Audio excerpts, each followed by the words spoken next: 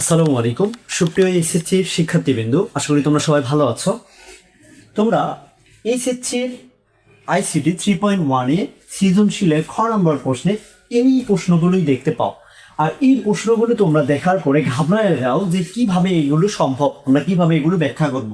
আচ্ছা, আজকে আমি তোমাদেরকে একটা এমন শর্ট ট্রিক শেখাতে যাচ্ছি যেটা তুমি প্রশ্ন দেখেই বলে দিতে পারবা যে এটা কোন সংখ্যা পদ্ধতির যোগের ক্ষেত্রে সম্ভব হয়েছে। আচ্ছা দেখো কিভাবে সেই ট্রিক্সটি শেখা যায়, আমি তোমাদেরকে শেখাই দিচ্ছি। যদি কোনো প্রশ্নে সমানের পরে 10 থাকে তাহলে আমরা কি করব, তাহলে এই যে এই পারে, ঠিক আছে, বাম পারে লেফট হ্যান্ড সাইডে যেটা থাকবে সংখ্যাগুলো, সেই সংখ্যাগুলো যোগ করব। আর যোগ করে যে আমরা ভিত্তি পাবো সেই যোগ মানে সেই সংখ্যা পদ্ধতি যোগের ক্ষেত্রেই এটা সম্ভব হয়েছে।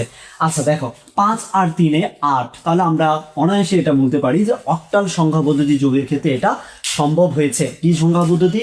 অক্টাল সংখ্যা পদ্ধতি, ঠিক আছে। আচ্ছা খুব সহজেই কিন্তু আমি বের করলাম। এরপরে দেখো যদি কোনো প্রশ্নে সমানের পরে 20 থাকে, কত থাকে? 20 থাকে, তাহলে আমরা বরাবরের মতো এটা কি করব, যোগ করব এবং যোগ করে অর্ধেক নিব। যোগ করে কি করব, অর্ধেক নিব। আচ্ছা 9 আর 7 যোগ করলে আমরা দেখতে পাচ্ছি 16 হয়। 9 আর 7 যোগ করলে কত হয়? 16 হয়। আচ্ছা 16 অর্ধেক কত? এটাও কি অক্টালে মিলে গেল। তাহলে এটাও কি অক্টাল সংখ্যা পদ্ধতি যোগের ক্ষেত্রে সম্ভব। এরপরে আসো, যদি কোনো প্রশ্নে সমানের করে 11 থাকে, মানে ডাবল 1 থাকে, সেক্ষেত্রে কি হবে? সেক্ষেত্রে আবারও বরাবরের মতো আমরা কি করব, এই সংখ্যাগুলো এখানে 2টা থাক, 3টা থাক, 4টা থাক, যে কয়টাই থাক আমরা যোগ করব। আচ্ছা যোগ করলাম 7 আর 2 9, 7 আর 2 9, যোগ করার পরে আমরা 1 বাদ দিয়ে দেবো। কত বাদ দিব? 1 বাদ দিব। তাহলে 7 আর 2 9, 1 যদি বাদ দিই তাহলে 8 হয়ে যায়। তাহলে এটাও কিসে মিলে গেল?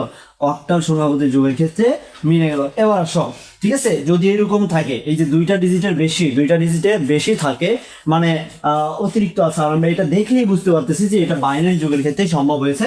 তাহলে তোমরা যোগের ক্লাসটি যদি চাও আমার এই পেজে, কিভাবে তোমরা যোগের মানে যোগ করতে পারবা খুব সহজেই এবং দেখার পরে, তাহলে অবশ্যই কমেন্টে জানাও যে তোমরা আমার এই পেজে পরবর্তী ক্লাস যোগের চাচ্ছ, মানে সংখ্যা পদ্ধতি যোগের চাচ্ছ। অবশ্যই তুমি কমেন্টে জানাবা।